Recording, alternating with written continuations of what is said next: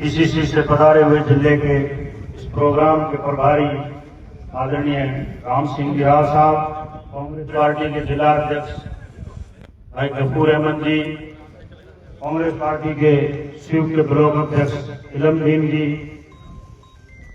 शिव विधानसभा क्षेत्र के प्रभारी मुकेश जी भिंगर साहब, पार्टी के पूर्व जिला अध्यक्ष भाई फतेह खान जी, संगठन महामंत्री मेवाराम जी सोनी साहब, साथ में जिला कांग्रेस कमेटी की तरफ से विधानसभा क्षेत्र शिव के इस अभियान के लिए नियुक्त प्रभारी गण आदरणीय सोनलाल जी, राजेंद्र चौधरी जी, महावीर बोरा जी, स्वरूप सिंह जी, किशन कागा जी और इधर ही है बहुत सारे थे भाई सभी। लेकिन ये मेहमान इनका लेना जरूर। बाकी सभी कांग्रेस पार्टी के पदाधिकारीगण, दोनों ब्लॉकों से पधारे हुए कांग्रेस के वरिष्ठ कार्यकर्ता जन और सम्मानित कांग्रेस जन, आज एक खास मकसद के लिए अपन लोग यहाँ जमा हुए हैं। ये मकसद सिर्फ कांग्रेस पार्टी या दूसरी किसी पार्टी का मकसद नहीं है, बल्कि मैं समझता हूँ ये देश के हक उस जिम्मेदार नागरिक का मकसद है जो देश के संविधान और लोकतंत्र में गहरा भरोसा रखता है। हमारे नेता आदरणीय राहुल गांधी जी ने हमारे संविधान और लोकतंत्र की हिफाजत के लिए एक आवाज दी है।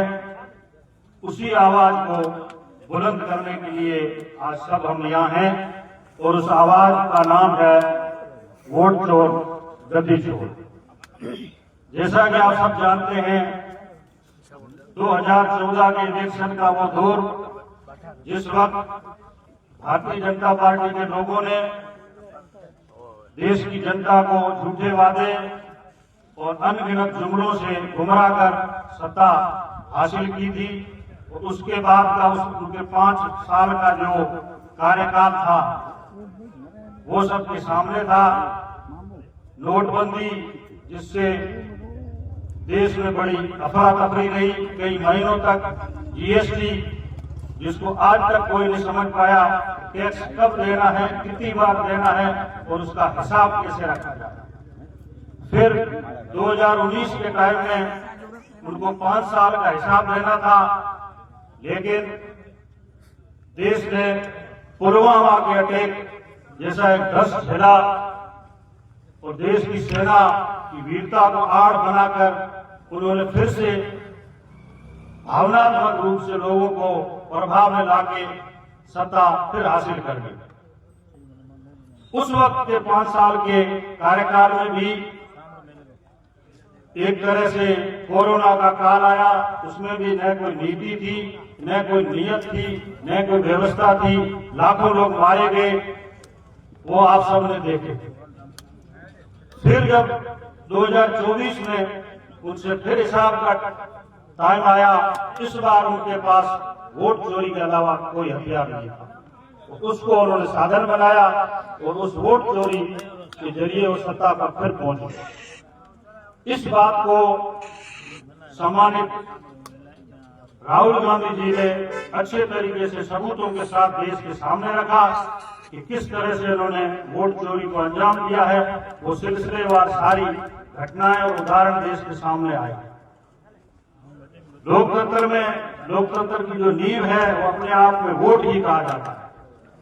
वोट ही वही ताकत है जो चाहे उसको सत्ता पे बिठा दे, चाहे उसको सत्ता से हटा दे। लेकिन वोटों को चुराने के बाद उनके लिए साजिश करना, ईवीएम में गड़बड़ी की खबरें, साथ में अपने फायदे के लिए वोटिंग के जो नियम हैं उनको बदलना, ये सारी चीजें दर्शाती है कि कहीं न कहीं अव्यवस्था हावी हो रही है।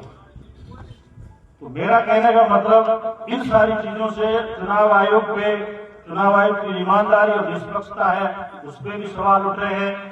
विपक्ष की आवाज को दबाने की कोशिश हो रही है और वोट की सुरक्षा को खतरा हो रहा है। इसलिए मजबूरी में कांग्रेस पार्टी को ये अभियान चलाना पड़ा, ये नारा देना पड़ा, वोट चोर गद्दी चोर। ऐसा मैं समझता हूँ। कांग्रेस पार्टी जो हमेशा लोकतंत्र की हिमायती रही है, उसकी रक्षा के लिए लड़ाई लड़ती आई है। लंबे वक्त से आप और हमारा इतिहास बताता है कि हमेशा से कांग्रेस पार्टी ने इस देश के संविधान और यहाँ की जनता की आवाज को हमेशा सबसे ऊपर रखा।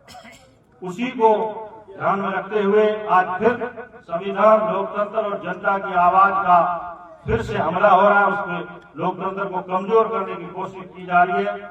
इसलिए कांग्रेस पार्टी का अपने आप में बहुत बड़ी ड्यूटी बन जाती है इस मामले को, लोकतंत्र पे जो हमला हो रहा है वोट चोरी के जरिए, इसको रोका जाए और आम जन को इससे आगाह किया जाए। अभी खेती किसानी का काम था, बहुत सारे लोग यहाँ आए, व्यस्त समय चल रहा है किसानों के लिए, फिर भी आप सब लोग यहाँ पधारे, आप सबका बहुत बहुत धन्यवाद।